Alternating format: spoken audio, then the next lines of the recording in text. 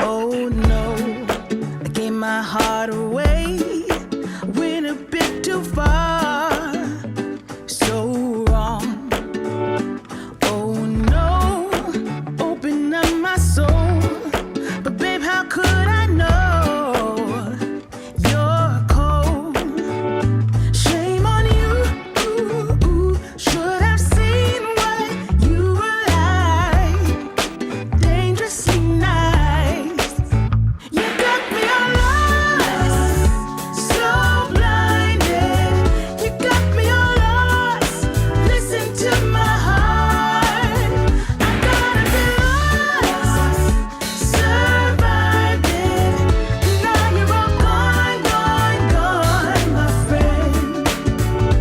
Oh Lord, I guess you fooled me once, but I ain't falling twice. All lies. Oh Lord, I ain't gonna run.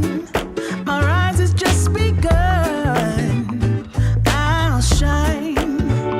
Shame on you. Should have seen what you were like. Dangerously nice. You got me all lost, so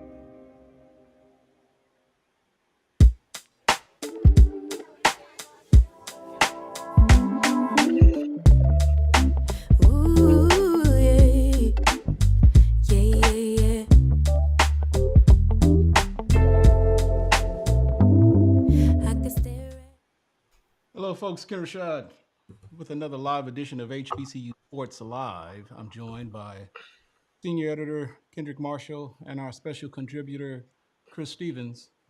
I'm gonna be honest with you. I didn't want to do this show. I didn't want to do this show, Wonder and why that is. you know, but Kendrick and Chris said, "Man, you got to do something," and we decided. They talked about me, said they quit, and I don't know. But anyway, we're here. Okay. And so let's just go ahead and get this over with. All right.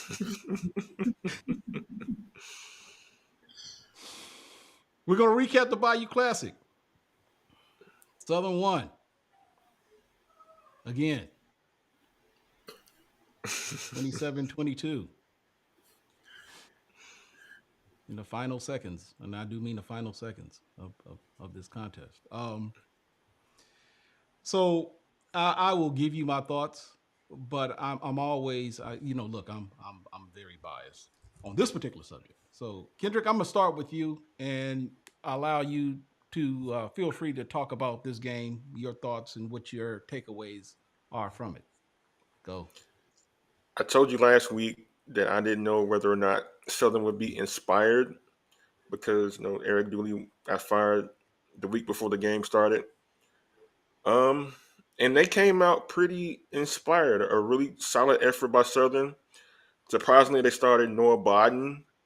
It was a game time decision. He said it was his first ever start for Southern. I think it was first ever college start. To be honest with you, he had ironically enough transferred from Grambling to Southern prior to the year, so he'd been on both sides of the Classic. And Southern, the first two quarters, pretty much dominated in every facet of the game. They broke the game open at least in the first half. Late, they had a big block field goal return for a touchdown that kind of made the score 21-7 going into halftime. And then they got the first possession of the third quarter, and they got a big run right away for a touchdown to seemingly take what was, to me at least at that point, an insurmountable lead. But then, like when you're dealing with Southern, they've been inconsistent all year. They had some penalties, Biden threw an interception, end up giving up a safety, and all of a sudden, Grambling is back in the football game Yeah. late in the third quarter, going to the fourth quarter. And so everybody's going to talk about the end of the game and how it kind of ended. Grambling had a chance to win the game in the red zone, down by the goal line, 4 shots at it. And for whatever reason, they didn't go to their bread and butter all game, which was their running attack that had over 200 yards rushing. They decided to throw the ball at the end. Um, and a play that everybody from Southern apparently knew was coming, according to the post game interviews. And so Grambling ended up falling to Southern again for the second year in a row in the Bayou Classic, and to an interim coach too, which doesn't make matters even better than that. But yeah, it was another fun edition of Classic. The game was kind of choppy in spots. You played two 500 teams, but yeah, like I thought like both teams should have won and both teams should have lost this one, and Southern came out on the winning end. You done, Kendrick? Oh, and Ken Rashad watched it live from his seat in the Superdome. He took it all in. The pageantry of the Fantasia performance at halftime, the bands, the cheerleaders, the dancing dolls, everybody. He took it all in. Even the fourth down decision to pass the ball to a receiver that hadn't been used the whole second half. But yeah, Okay. that's how it went down. Then now you're gonna blow the belt. Chris Stevens. The late great Macho Man Randy Savage once said, "The only thing in life, my friend, is that there are no guarantees." Yeah. We both had Grambling winning this one by double digits last week, and I'm going to go out on a limb and say that the Southern Jaguar football team was pretty much tired of seeing Louis Vuitton and Gucci on the sidelines. When you come to work and your coach actually looks like a coach, that kind of helps you focus back on business. And it probably was proof that Eric Dooley didn't want to listen to reason, because Noah Biden probably played a better 4 quarters than Harold Blood played 10, 11 games. So, I mean, if you had a quarterback that was better than the guy that your previous coach kept putting out there for the sake of putting out there, I mean, things happen. And I know Ken isn't going to want to hear this because, close only counts in horseshoes and hand grenades, as the old folks used to say. But Grambling had a pretty solid year, in my opinion. They had, pretty solid defense. Sundiata Anderson's probably going to get some looks in the NFL draft. They have, very talented running back, that'll come back next year. So I don't think that this is the end of the line for Hugh Jackson and his crew as far as building up the Grambling football team. I mean, there's still going to be some holes to fill, but it looks like those holes will be filled. I mean, granted, nobody likes to lose the Bayou. I mean, especially with this being the 50th anniversary, it being on NBC at a nice primetime spot where people like myself are just coming back from getting a cheesesteak from his favorite local restaurant to watch the game and chill. But either way, Southern gets to Duke for this year, but they have to figure out who their head coach is going to be moving forward. And I Yeah, feel like that's no, the question that still deserves to be answered. Noah Bodden was 13 of 26, 231 yards passing, one touchdown, one interception. And when you put in consideration his first collegiate start, given what his journey has been up to this point, and the constant uh, questioning made by a lot of the Southern folks during the course of the season as to why Eric Dooley wouldn't give this guy a start, or at least give him the benefit of trying to start more or give him more playing time compared to what he did with Harold Blood, does make one wonder if this was any modicum of what we could have possibly seen out of Noah Bodden during the course of the season. Things could be things at Southern could possibly be a lot different. And who knows? Maybe Eric Dooley is still a coach. But Kendrick, what do you make of Noah Bodden's performance, given all that had transpired up to this point, and him being named the head starting quarterback for the Bayou Classic? Considering he had 15 minutes notice before the start of the game he was going to play, I thought he did pretty well, all things considered. I mean, like, he definitely showed some, like rookie mistakes out there. He threw an interception. He didn't at times like make good reads, but he didn't make the disaster play. The offense moved under his watch, and I thought like he positioned himself to be the quarterback of the future for Southern next season if they decide to go in a direction. I mean, he did everything you could pretty much ask for a quarterback doing the position, and he performed pretty well, all things considered. So the game overall, and I'm interested because there's always been a lot that's been said about these HBCU games when they're played on national TV. And Kendrick, you may recall I asked you this question after the game on Saturday night when we were talking about some other things, and I asked what was the game like on TV, because at that point, obviously, I'd just gotten from the stadium. I was in my hotel room, hadn't had a chance to see the replay yet. But what do you guys make of the overall quality of the game, if you will, on Saturday, given how this game turned out and just looking at it on TV? From an objective perspective, I don't think it was any different than probably say a Maxwell challenge. Honestly, I mean, it was. I mean, from a production perspective, ABC ESPN wipes the floor with NBC, in my humble opinion, as far as like presentation and things of that nature. As far as the actual game goes, it didn't look like Grambling or Southern embarrassed themselves. Yes, there were a lot of mistakes on either side, but it wasn't one of those ones where you worry about what other people are going to say. I mean, it feels like it was the Bayou. I mean, it's something that people have looked forward to for many years. It's something that you can set your watch to, because while NBC doesn't necessarily have a production value, they're at least kind enough to put it on at a time where everybody can catch it on a Saturday afternoon. So I would just say that I mean, yeah, there were some errors, there was some sloppiness, but it wasn't anything that would set Black college football back 50 years or anything like that. Well, you know what? I don't think anyone wants to talk about that anymore, to be quite honest with you. There are more important things, more pressing issues that I think we'd be better off discussing. But before we go to the next topic, by all means, if you are watching us on YouTube Live, by all means, hit the like button and subscribe to the channel. And if you're watching us on Facebook, continue to follow us, and even feel free to comment. We'd love to publish some of your comments based upon what are some of the things that are being discussed up to this point. So then there's the FCS playoffs, and I'll admit this was surprising considering what we discussed going in a North Carolina Central team that had more than proven itself to be more than a worthy opponent going into the FCS playoffs. We looked at the draw and we saw that North Carolina Central was going to play Richmond, a team that we thought would be obviously a challenge. I think it's safe to say that pretty much all of the teams that are selected to compete in the FCS playoffs are worthy opponents. But there wasn't really any reason for us to think that North Carolina Central was going to fall to Richmond in the way that they did. Now, granted, I believe Davius Richard was injured in that game, and I think that kind of was the changing, the turnaround point of that.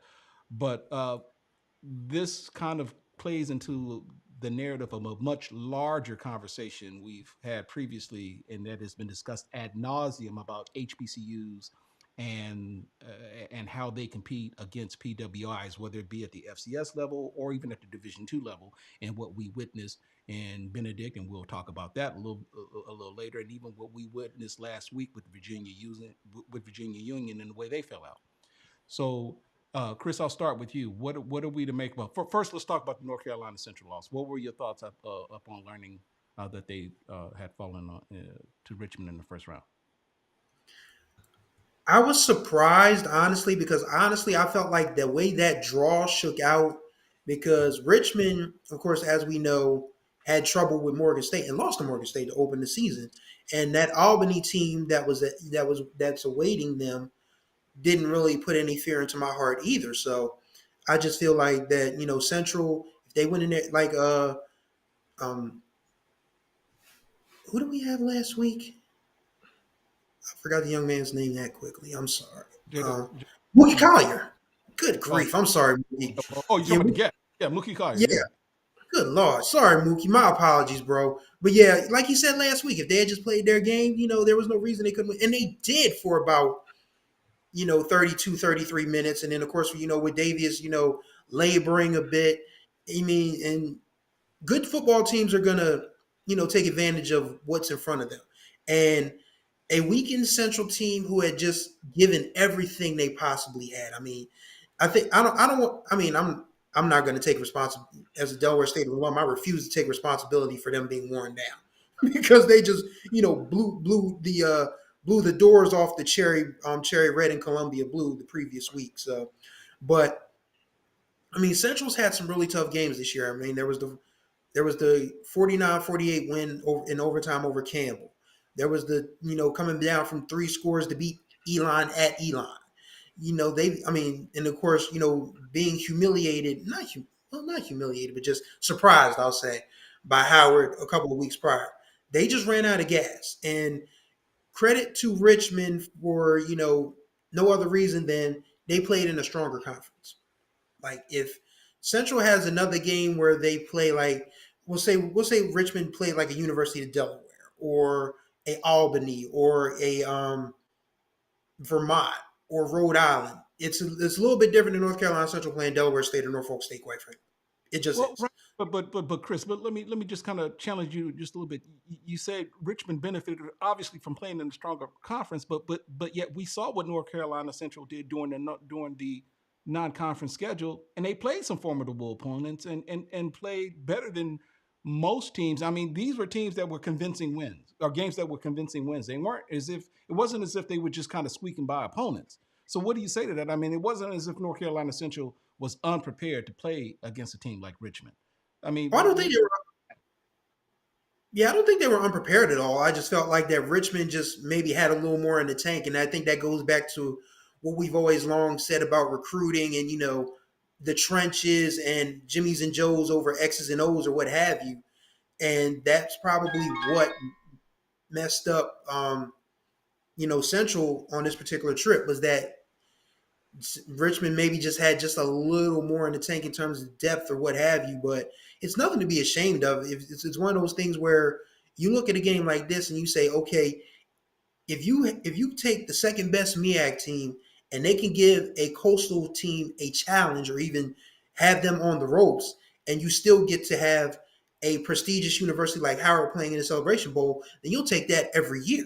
So I just think that yes, we would have liked for Central to win, but there's no shame in them losing. I mean, the FCS playoffs have not been especially kind to HBCU conferences anyway. But Central, I feel like they acquitted themselves well. Yes, it would have been nice for them to win, but they played fairly well up until a point. Kendrick? Yeah, I agree with Chris said, but at the same time, I can't feel a little bit disappointed because this wasn't a typical black college team that like wins the MEAC or wins the SWAC and Right. goes into the postseason and just gets hammered because they're only SWAC good or they're only black college good. Like North Carolina Central, before they lost Saturday, they had won 14 out of 15 games against FCS opponents. And a lot of those games were against non-black college teams. And so they had been 3-0 against the CAA before Saturday. They had beaten ranked Elon. They had beaten ranked teams last year. They had beat Jackson State in the Celebration Bowl when they had like everybody coming back. And Davis Richard, their quarterback, who's Superman out there when he's healthy and rolling, he was starting to get back to that form again. And the first half, they play like a team that's gonna win this playoff game. And then Davis Richards gets hurt, and the complexion of the game changes. In the third and fourth quarter, Richmond just collapses all over North Carolina Central. 35 points in the second half they scored, racked up over 500 yards of offense. I thought they would win. Like this was the one time I thought like the HBCU team is going to win this one because they simply got better players this time. It's going to be a fair fight this season, but not to be so. As much as we want to say, yeah, we can pat the Eagles on the head and say, yeah, good job, good effort for going out there and giving your best, which we should. At the same time, like I expected to win, and so like I'm pretty sure they're disappointed they didn't win. I'm pretty sure their fans are, as they should be, like because this was like a really good football team that lost, and I think could advance further in the playoffs had it not been for Richard getting injured early in this football game. Yeah. So, like I said, we're going to probably delve a little deeper into this conversation because I do want to talk about, I guess, a similar situation. And I think in the case of Benedict, who failed to Lenore Ryan 35-25 in I guess, the second round of the playoffs. And keep in mind, Benedict had a bye based upon his body of work during the course of the season. I mean, Benedict was so again. So guys, and I'm for those of you watching, I really want to hear your comments. We're talking about a Benedict team that undefeated. Granted, there may have been challenges along the course of the way in some of the games, but they literally proved just how good they were with the challenges that they came across. They get a bye the first week. We talked about how Virginia Union went out, and of course, I guess maybe there wasn't a surprise, a big surprise factor. There were a couple of times when there were a couple of lead changes. Benedict had the lead in this game a couple of times, but for whatever reason, just simply could not sustain whatever momentum they had going in those lead changes. What are we to make out of this, Chris Stevens? I mean, this is Division II now, and again, we're talking about a division where, unlike the FCS, fewer scholarships, less resources required to put teams out there. Teams are probably more, I think it's safe to say, probably with some exceptions here and there, as is always the case, are probably a little bit on par with each other compared to what we've seen with the FCS teams and the disparities, that we've seen with budgets and so forth. What are we to make out of this, though? I mean, this is staggering. Chris Stevens. Yes, and that's the one that disappointed me the most. Like it wouldn't have honestly, I was hoping that North Carolina Central would win. It didn't surprise me that it wouldn't happen that way. But Benedict losing is absolutely shocker for me because that was the best black college football team I had seen all season. And I saw North Carolina Central plenty, but I also saw plenty of Benedict, and I felt like, wow, this team would actually give everyone in the MEAC a run for their money. That's how good they were rolling up to a point.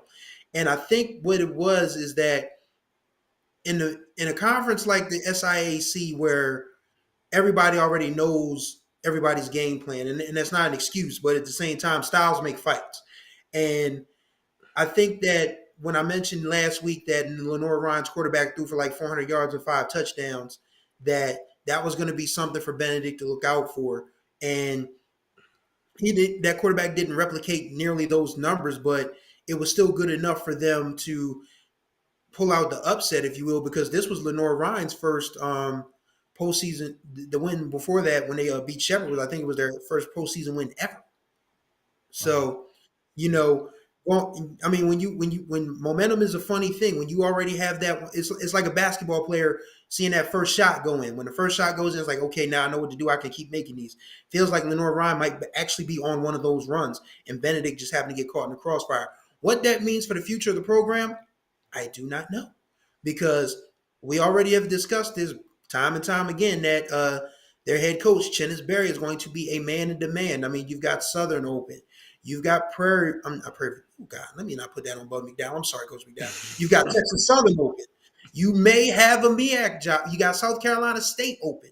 You know, you may have a PWI mid-major open that might want to take a chance on Coach Berry. So it's going to be a very interesting offseason for Benedict because they have the talent, they have the coaching, but for how long? Kendrick? Again, disappointed in the outcome for Benedict. I mean, they had rolled through the regular season undefeated. Second year in a row they had gone undefeated in the SIAC. A bye this time, and leading into the game, Chennis Berry had talked about, how the team really wanted to make amends for losing the playoffs last year at home, and they had learned their lesson from that experience. I hope to carry it over into the playoff game on Saturday. And they started out good, just like North Carolina Central did. Started out the game fantastically on offense and defense, and then the game turned into a shootout. And what we thought was a really good defense just could not stop the leaks that Lenore Ryan was presenting them. I mean, again, 500 yards total offense. Benedict gave up 300 of those yards in the air, 200 on the ground. Just like a disappointing effort all the way around for a football team that had been dominant all season. But besides that one game against Miles where they got us a little bit of a scare, no team had been close to them all season long. And that's some pointed to their scheduling may not have prepared them to play in the playoffs. But like, if you're winning the way they're winning and being consistent as they are, like the opponent really don't matter in my estimation. But or the scheduling, but it's just that Benedict on that day ran into a better team that just had, like Chris said, had the momentum going and it was really hard for them to stop. So we had one of our watchers, or one of the individuals viewing, made a comment saying that he's at the point of getting to where we or HBCU should probably consider hiring white coaches because currently the system in place right now to where we tend to support black coaches doesn't appear to be working. Any of you want to chime in on that? Is there any validity to that statement, or No, no, there's none. Because I mean, let's be serious about this for a second. How many white colleges are going to call for a black coach? I mean, Colorado didn't exactly ask for Deion Sanders. I mean, yes, he went there, but I mean, I doubt very seriously that Valdosta State, West Florida, on the D2 level, or even on the Division I level, like University of Delaware, who I want to talk about in a minute, if they're not calling for black coaches, quite frankly. So let's be realistic about this.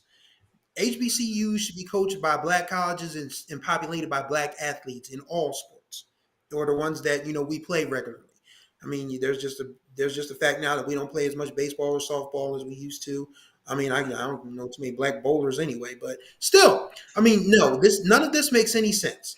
None of that comment makes absolutely zero sense, and I'm kind of disappointed that somebody would come on an HBCU podcast. I mean, as a guest and just put that out there because yes, it's frustrating to lose, but we can't keep spitting in each other's faces and talking down on each other as opposed to working together and figure out, okay, how can we put this together? Because their ice is not always colder and their grass is not always greener over there. We're black colleges. We should be our kids should be coached by black coaches. And granted, my alma mater was probably the first to have a white coach, Joe Przicki in the 1980s at Delaware State. And yes, he turned the program around. But their greatest success came under a black coach, his replacement, Bill Colic. So, no, that's a foolish statement. Kendrick? Yeah, for me, a comment like that only attempts to speak to that white people are smarter than black people and are more equipped to lead black people to success more so than black people. And to me, that's offensive. I mean, like, we already, as black people, have to deal with that in corporate America. We already have to deal with that in other areas of society. And now you transition to sports where it's supposed to be a meritocracy where, the best and brightest are supposed to rise to the top. You're going to say, well, if we get this white man and these white players to help us win, then it'll all be worth it. Let me tell you something. Texas A&M paid a white man $75 million not to coach their football team anymore. Because what? He wasn't winning. Hello. And Texas A&M got more resources than all of the black colleges in America. And yet they had to pay a man the gross domestic product of Bolivia to not coach their football team no more. Because he was that terrible. They actually got better value out of Kevin Sumlin. They did. And the black coach, Kevin Sumlin, he produced an SEC championship appearance. He produced a Heisman Trophy winner.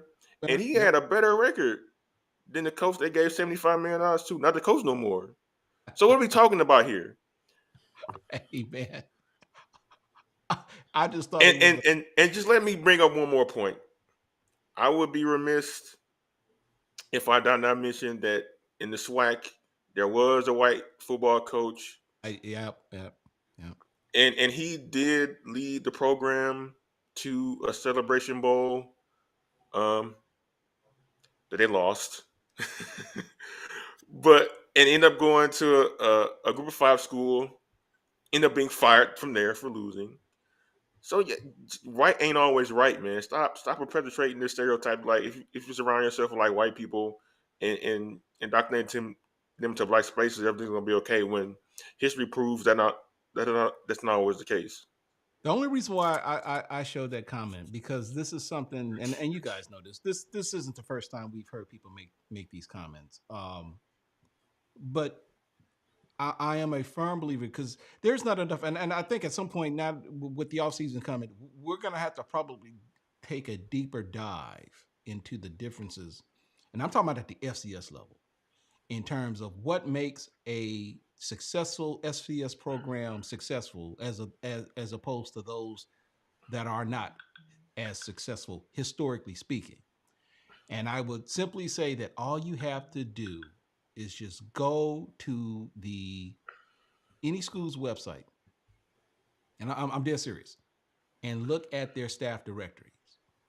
And you will see that in many instances, when you compare them to FCS, HBCUs compared to those FCS division PWIs, you will see sometimes that there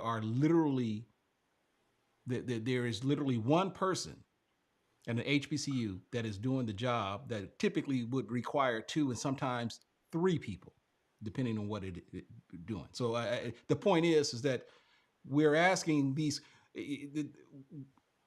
You look at the coaches, the salaries of some of these head football coaches at HBCUs, and you will see that when you look at them compared to PWI FCS coaches that have successful programs, they're quite a bit higher, and I'm talking in the tens of thousands of dollars. Hugh Jackson's $400,000 a year, whereas you've got PWI coaches that are making somewhere in the area of mid to upper $200,000. You don't see a whole lot of $300,000 head coaches, or maybe in the lower threes, if that. But that's a stretch. And that is due in large part because those coaches at those programs don't have to do as much as the HBCU coaches that we have in our system. They're asked to do quite a bit at times, more than what a typical FCS PWI coach has to do. But I don't want to get off subject, but that's just something that I think we need to take a deep dive look at, because you'd be surprised when we tell people all the time, resources, limited resources. There is an official term that the NCAA gives some of these schools, LRI, limited resource institutions. That's not just a term that they just put out there for anybody. There is some validity into that term, and so we're going to take a deeper look into that in following shows. So I just wanted to get you guys' take on that. So we move from there, and then we talk about the thing that's coming up next week: Prairie View and FAMU.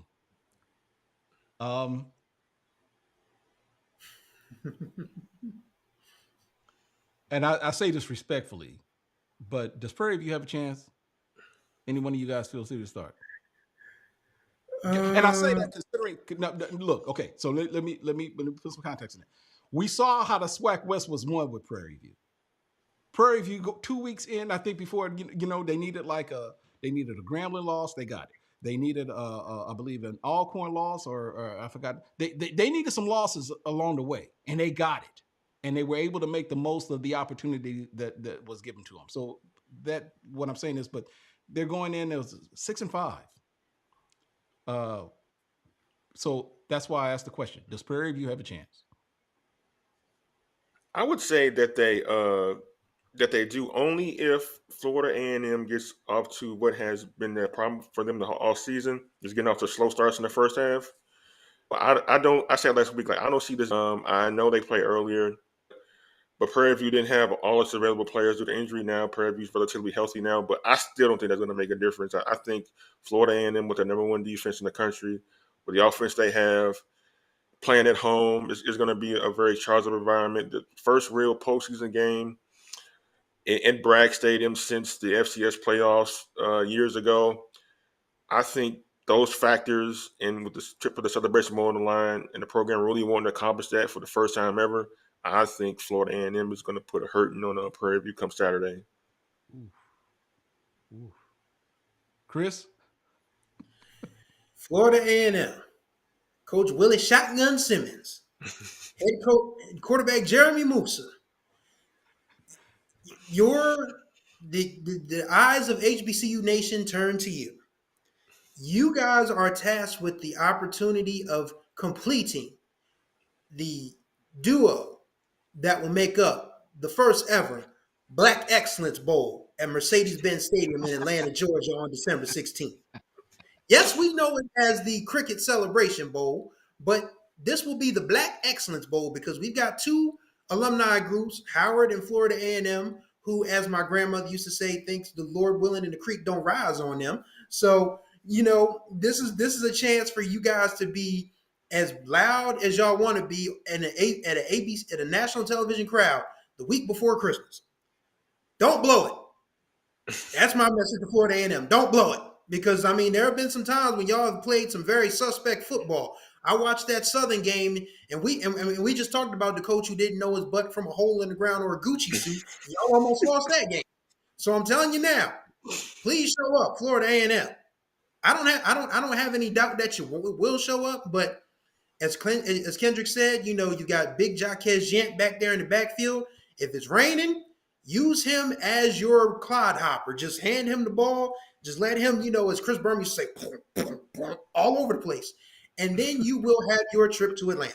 So I like what Bubba McDowell has done with Prairie View. And yes, they may have backed into the SWAC West, but at some point, you still have to win your games. And they won most SWAC West games. So, I'm not going to take that away from them. But I think if anything that would hurt Florida A&M is that they have not played a serious game in about a month. So, and the last serious game they probably played was Prairie View. So, I don't want to say they'll get washed, as Kendrick might say it, but I think it's probably going to be a 2-touchdown game. So I'll say Florida A&M 35, Prairie View 20. They're So, getting washed. so wow. So our we we have our very own nigga talk. Anyway, It's Brandon. yeah, right. Prairie View maybe have a puncher's chance if FAMU starts off slow. PD has to jump on them. There's something to that, and again, now that's not far fetched because again, we saw this FAMU team go into Texas Southern, and at some point early on found themselves down 14-0. So it's not out of it's very possible, and we've seen these slow starts out of FAMU. We even saw how they struggled against Mississippi Valley. I don't know what it is about FAMU Mississippi Valley, but they've even had their struggles against Mississippi Valley teams. So that remains to be seen. But while we're on the SWAC, and I think and I should have put this headline in here. But you guys, I think, were on the call this morning when the SWAC had its SWAC championship game press conference, in which SWAC Commissioner Charles McClellan led off with some statements. And at the time that he was making that statement to kick off the SWAC championship game, he was remotely from Washington, D.C., where he and the other commissioners of the HBCU conferences were going to meet on Capitol Hill to discuss uh, some suggestions or I guess recommendations as relates to what's the what's NIL. NIL deals, and Charles McClellan went into great detail, indicating what could potentially happen and what fallout, if you will, in terms of having to make student athletes potential employees, and then the fact that they'd be responsible for paying taxes and things of that nature. So, Kendrick, I'll start with you. What do you think about McClellan's comments, and of course the greater impact that this legislation could have on HBCU conferences and as well as its member institutions? Yeah, McClellan surprisingly started off the press conference, with that tidbit about him being in DC and the purpose for him being there. But this all goes back to September when the four conference commissioners wrote a letter to the Congressional Black Caucus stating that they wanted to have some type of influence on NIL legislation that was in the works, because if kids were rude employees, it would be almost impossible for schools to be able to compensate them in terms of their scholarships, in terms of their medical needs, in terms of everything else that goes along with providing for athletes within an athletic department. I think McClellan mentioned like it would cost excess of like $5 million for schools to fund additional scholarships if these kids were ruled employees. And so McClellan and others are painting a picture of like, yeah, like this could mean like if NIL is the law of the land and it's kind of the wild wild west, that programs could like go away, like non-revenue sports, Olympic sports, they could cease to exist because there would not be any money in the pot to support them. And there was negotiations through a congressional uh, avenue last month that could possibly have made a way for all schools to possibly finance whatever happened with NIL legislation. But the SEC, according to one legislator, balked at the idea of trying to create equity, which resulted in them having to go back to the bargaining table, and now they're reconvening to discuss this issue again. But I think like NIL is something that schools going to have to reckon with because it's not equal across the board, especially at the Black college level, and especially with small schools. Like schools don't have the resources to like pay kids what kids are being paid at the Power Five level and elsewhere. So I think McClellan and others are sounding alarm like, hey, like we need to make sure like FCUs are included in providing what equity there is possible so our schools can continue to have athletics in general. Chris? It's very telling, and it's kind of like this weird twist of fate. And as the old T.S. Eliot poem begins, "In my end is my beginning." Um, because SEC schools made their living. They the reason they are this multi-billion-dollar brand that is about to embark on this journey of being a basically a minor league of professional sports, but just paying college athletes, is because they siphoned from SWAC schools and black colleges for so long. At the turn of the '70s, because the legendary story, of course, goes that Paul Bear Bryant was so overwhelmed by the late Sam Cunningham's talent. Of course, Sam Cunningham was a running back at USC. His younger brother, you may know him as Randall Cunningham.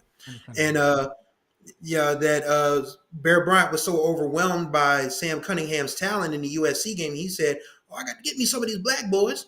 And the SEC followed, and the rest of the conference began to follow suit. And the rest of the country began to follow suit, quite honestly.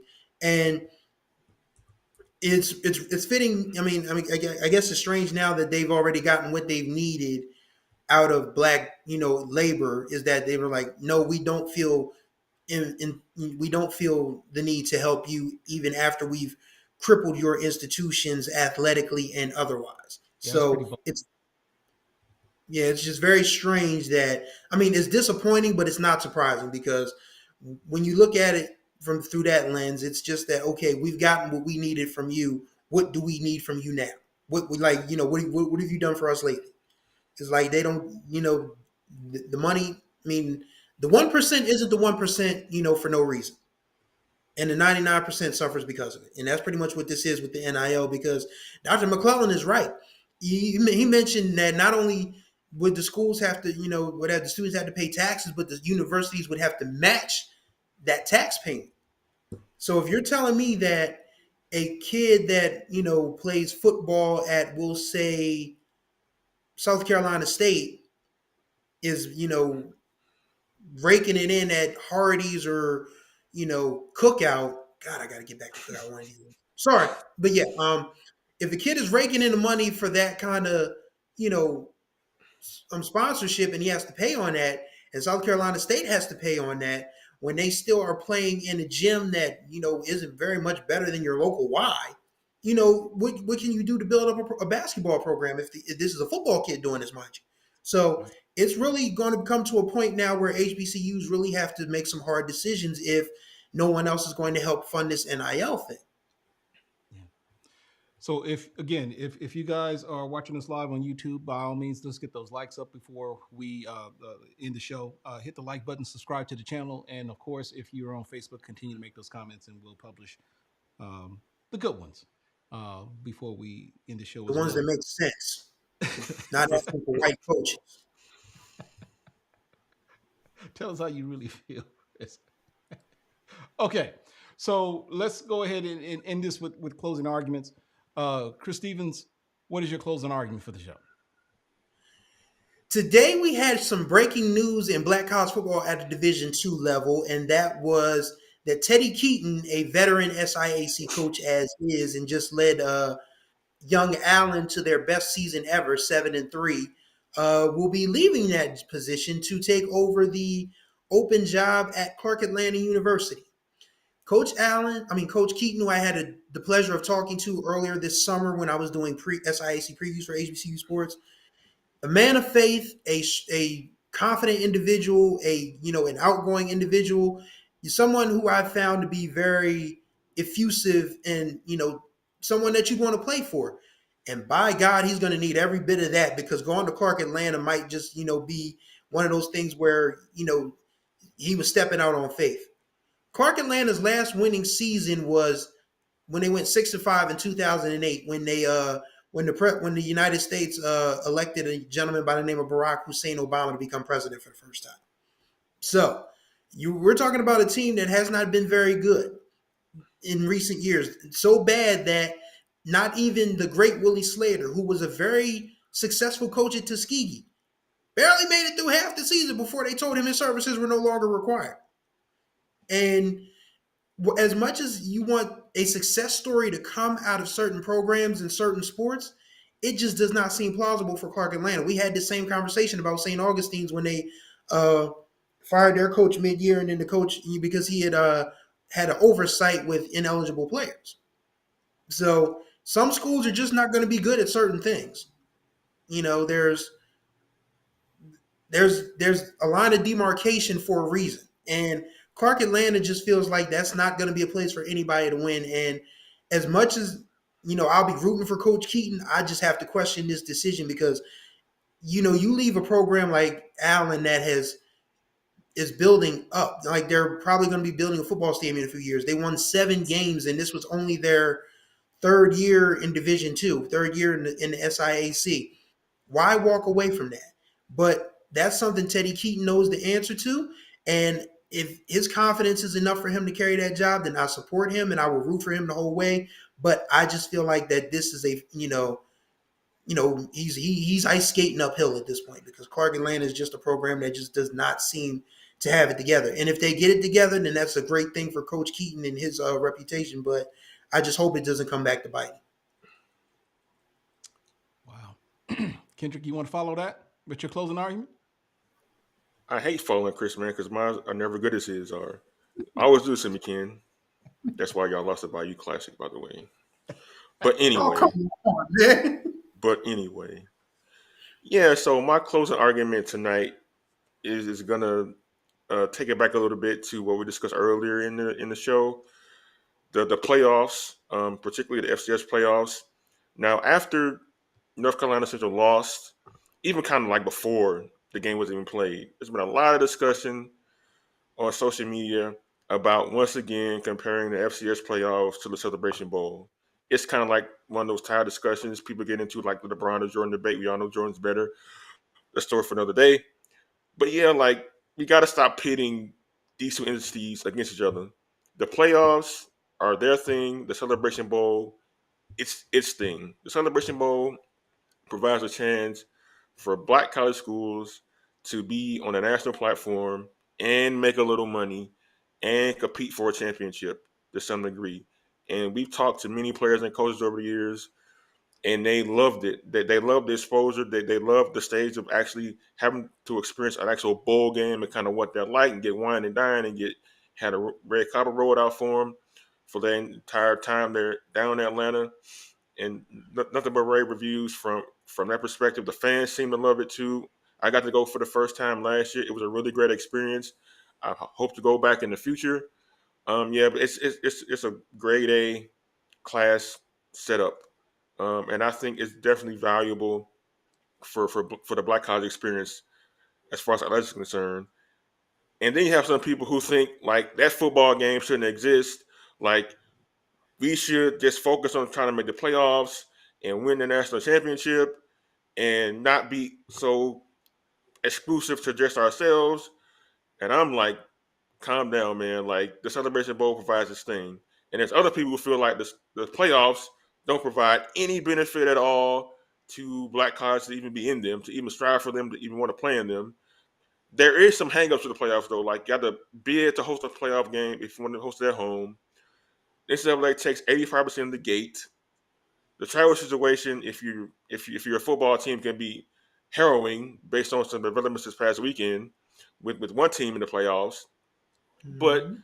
as we spoke to Mookie Collier last week, he looked forward to playing in that game, to play against Richmond, to play in that environment, to play in the playoffs, to play for a championship. And their coach, Trey Oliver, mentioned like on last Sunday, the players were cheering, they were clapping hands, they were like really happy to be in the playoffs, to play football again. And so like we should value that too as an experience for like all these college kids. Like if these kids can play one or two more games, whether it's Celebration Bowl or the playoffs, we should do everything we can to support both if possible. And so like let's stop World War III about the playoffs and Celebration Bowl. Like both are special in their own right, and both should be goals for all of our black college teams at Division One level to try to compete in. So that's how I'm wrapping up my closing argument for tonight. So I got to follow that, huh? Yeah, man. Good luck.